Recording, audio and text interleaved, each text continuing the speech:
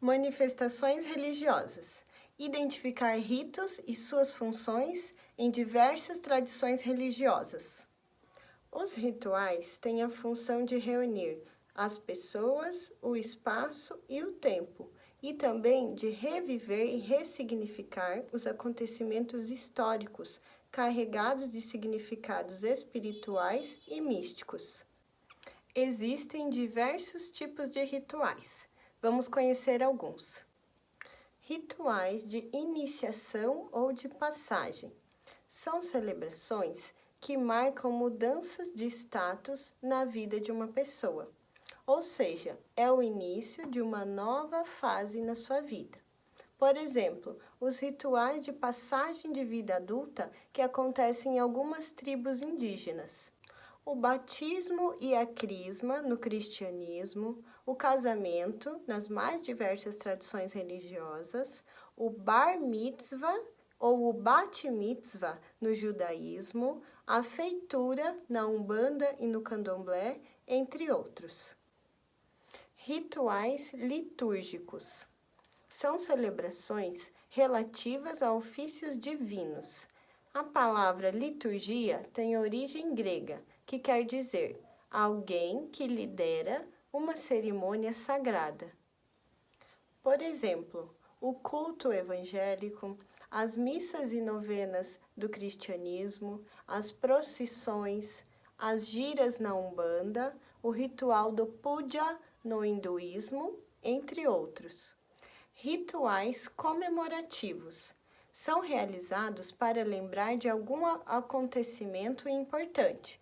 Por exemplo, o Natal, a Páscoa, a Festa das Luzes no hinduísmo, a Festa das Flores, que foi o nascimento de Buda, entre outros. Rituais fúnebres ou mortuários. São cerimônias realizadas para despedida e homenagem de alguém que falece. O ritual pode incluir a prática do sepultamento ou cremação, conforme a tradição da pessoa. Rituais adivinhatórios. São os rituais que propiciam algum presságio ou previsão do futuro, como o jogo dos búzios e a consulta dos textos sagrados para obter alguma resposta. Rituais de cura.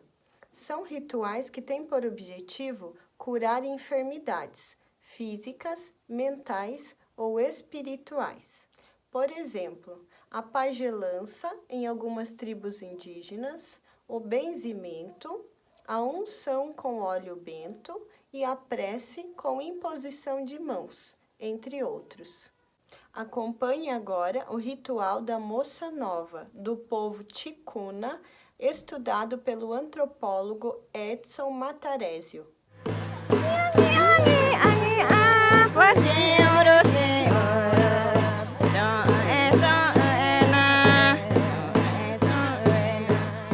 A minha pesquisa focou principalmente no ritual, um ritual de iniciação feminina, que em português a gente chama de Festa da Moça Nova. É um ritual bastante complexo, que dura 3 dias.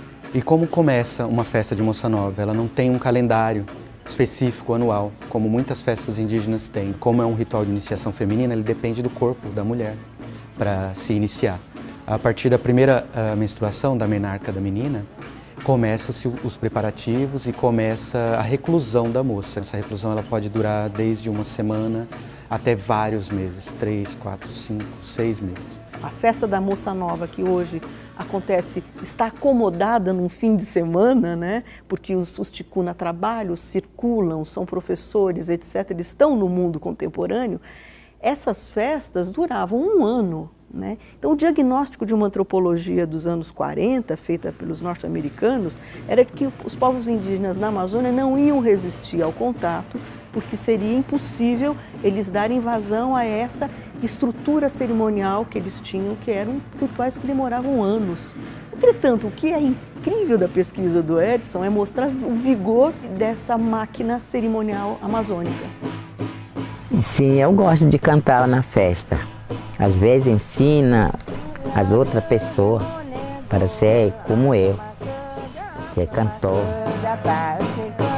ticuna eles moram em casas familiares e as moças ficam reclusas dentro das casas inicialmente. Geralmente ela tem contato com uma mãe, com uma avó, que já vão preparando ela para a festa, vão aconselhando. Os conselhos são muito importantes na festa, tanto os conselhos falados, mas os ticuna eles têm um gênero vocal, uma arte verbal de aconselhar as moças, tanto no cotidiano quanto nas festas. Esses conselhos nas festas são cantados para as moças, elas vão ser pintadas, adornadas, vai ser passado o genipapo. O sumo do genipapo tem um significado, uma função, um efeito muito importante na pele dessas moças. O sumo do genipapo vai trocar a pele delas, elas vão rejuvenescer. É algo que mobiliza e afeta toda a comunidade.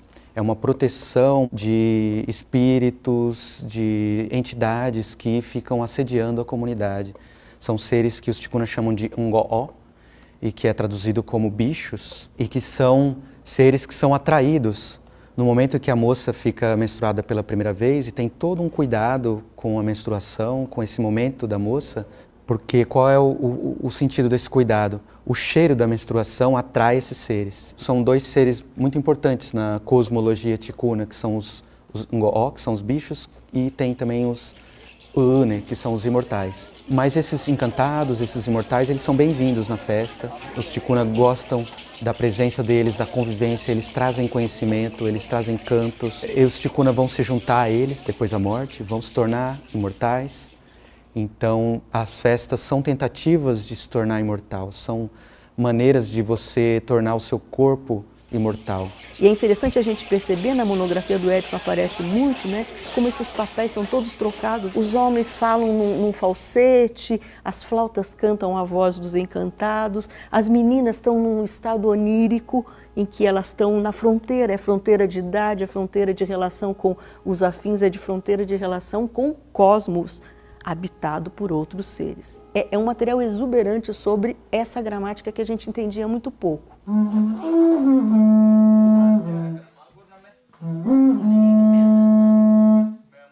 Os ticuna eles têm uma organologia, que é o estudo, justamente o estudo dos instrumentos. Eles têm uma organologia muito rica, eles têm um conjunto de instrumentos musicais muito ricos. Dentre os indígenas da América do Sul, Levi-Strauss disse que talvez seja uma das organologias mais complexas, mais ricas, o conjunto de instrumentos de trompetes.